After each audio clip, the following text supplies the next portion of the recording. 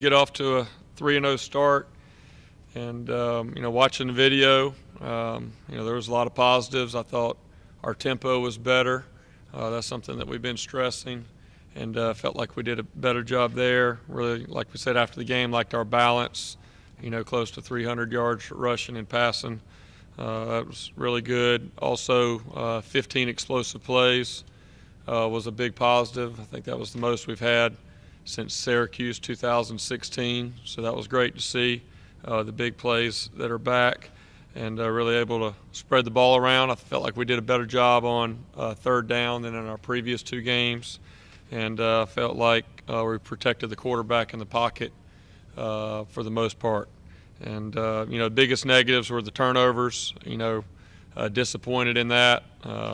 Disappointed in a slow start first three series, and two of those first three series were ended because of turnovers. And something that we preach all the time is if we protect the ball, then we're hard to stop. And so I think that's part of that frustration of getting off to a slow start resulted from two of the turnovers. And then, the other biggest thing we've got to get corrected is just took too many plays to get in down there at the goal line. And there's several things from that, and that we can improve on, and even some different things schematically that we can do. But first quarter of our regular season is over, and so really it's all about getting ready for ACC play. This will be a big challenge. I've been around here for a while. I know how difficult it is to go play at Georgia Tech in Atlanta, a place we have not won a lot.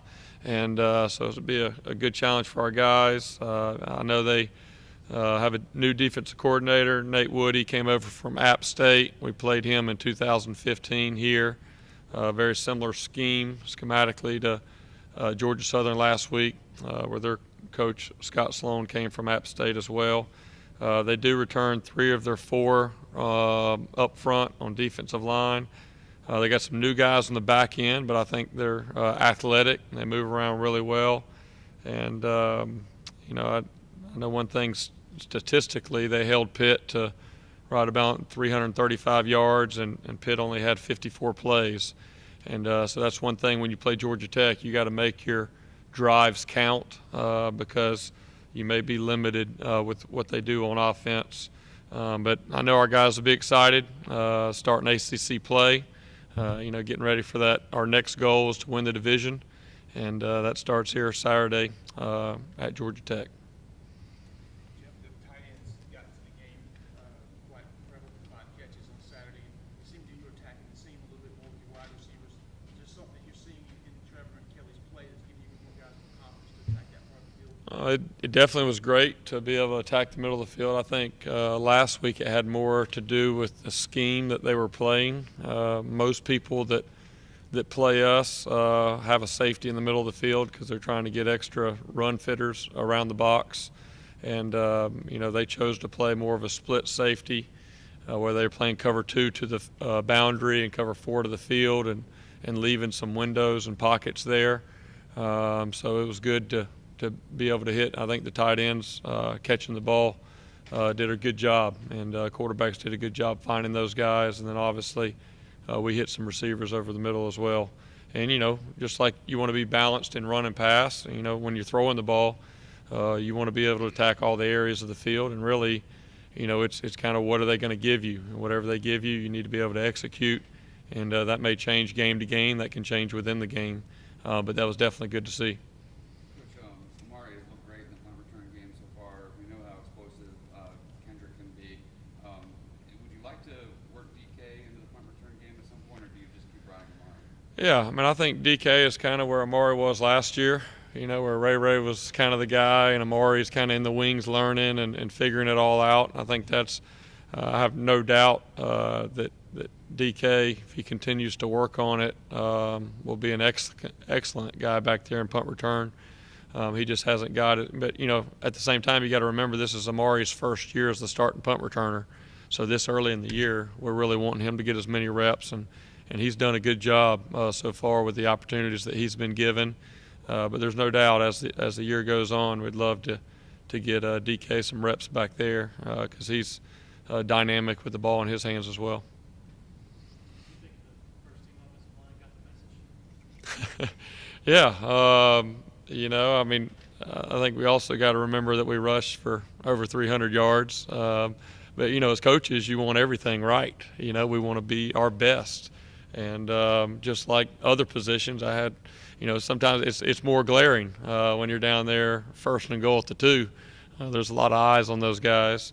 But, yeah, there's no doubt. I think the positive I took away from it was to see the second team offensive line go in there and drive us down the field. That's been a big emphasis, something we've talked really to all of our offensive players is, hey, when we put you in there, if you're not a starter, the standard doesn't change. And I think that was awesome to see those guys go down there.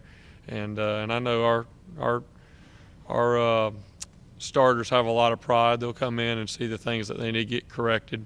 And I feel very confident in that group. And you kind of decide the receiver rotation when you want to try to work guys and try to get guys already playing. Yeah, that's a good question. Very fortunate that we have a lot of guys that can play. Number one, these guys are evaluated in practice, how they practice, how they execute in practice. And we chart everything: catches, drops, loaf, ball in jeopardy. A lot of different things. So that has a lot to do with it. And then also it's just kind of the flow of the game. It was nice last week that we were able to get all those guys in early and get some experience. And I felt like for the most part, we did have 2 drops, one with Trevion and one with DK. But for the most part, those guys were where they were supposed to be and made some plays. But it's an unselfish group. One week it may be T. Higgins with the long play, and then the next week you come back and it's Justin Ross. And I think that just makes us better as an offense when it's not all just about one guy to cover. Now they have multiple guys that they have to kind of look out for. But I've been pleased with how unselfish that group has been and really gone out and hasn't been perfect by any stretch. But I feel like we're making good progress. And I think the explosive plays in the passing game is probably one of the biggest bright spots of the first 3 games. You mentioned the explosive plays. What do you maybe attribute the early increase so far to those plays? Yeah, I think it takes, just like last year when we weren't quite hitting them exactly like we wanted to. I said it wasn't all about the quarterback and it wasn't all about maybe that wide out. There's a lot of different pieces. Protection. I think the offensive line has done a good job, and the running backs. You look at on Justin Ross's touchdown. Lynn J. Dixon had to go pick up that defensive end coming off the edge and got just enough of him to let Trevor be able to hold on the ball to deliver that throw. So I think it's the protection. They've done a good job with that. And then also quarterbacks delivering the ball. Both Kelly and Trevor have delivered the ball, put it where it needs to be. And then, our guys have worked hard to get open. And then it's one thing to be open, but it's another thing to finish plays downfield when you get those opportunities. So I really give, everybody, all 11 guys, just like in the running game. It's not just the OL and tight end and running backs. You got to have the wideouts blocking on the perimeter, and that's kind of how we've looked at it. But I would say it's been an emphasis for us, spring, fall camp, something that we wanted to get back to. And I felt like so far we've done a good job with that. Jeff, it's a quarter of the season in. Are you and Tony, when you sit down and make game plans, comfortable, made peace with the idea that, hey, we've got 2 quarterbacks who are going to play, and it may be that way, indefinitely? Yeah, that's not. Yeah, we're very comfortable with that. I don't feel like, as coaches, you're always critical. Offensively, if you don't score a touchdown every time you get the ball. So I think whenever we go and watch the drives that didn't end with a touchdown or at least a field goal, there's not many of those where we're saying, well, it's the quarterback and we're inconsistent here and, man, we just don't have the chemistry. We haven't felt any of that. And I think, looking at those guys' stats, it's kind of eerie how similar those guys are. I think Trevor's had, and this isn't something that we're over there marking on the sideline, but I think Trevor's had 42 attempts and completed 62% for 424 yards, and I think Kelly has 44 attempts for 68% and 405 yards.